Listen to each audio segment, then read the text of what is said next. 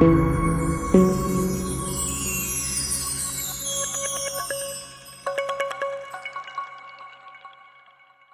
peuple togolais est descendu massivement dans les rues, criant haut et fort leur rejet du régime en place en réclamant la chute immédiate du président Faure.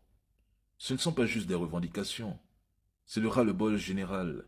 Chômage endémique, infrastructures délabrées, routes transformées en fleuves dès les premières pluies, la misère est visible, insupportable, partout des voix s'élèvent contre la dégradation du cadre de vie et l'indifférence du pouvoir.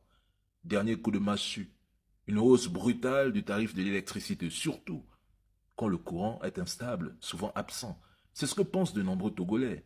En cascade, d'autres services liés à l'énergie ont eux aussi vu leur coût grimper. Résultat, les ménages étouffent. Et pourtant, depuis 2022, le droit de manifester est interdit. Cela n'a pas empêché les foules de braver l'interdit. Quand un peuple choisit de défier un régime répressif malgré les risques, c'est que la coupe est pleine. La peur a changé de camp.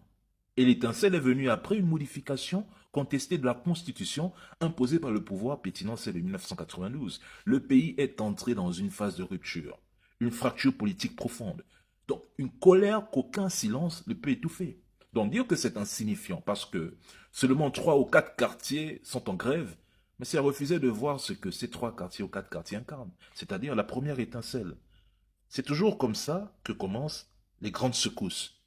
Et c'est souvent quand les élites ou les médias considèrent cela comme mineur que le feu prend de l'ampleur. Ceux qui méprisent les petits débuts sont souvent ceux que l'histoire rattrape. 3 quartiers ou 4 quartiers en grève, c'est déjà une nation en alerte.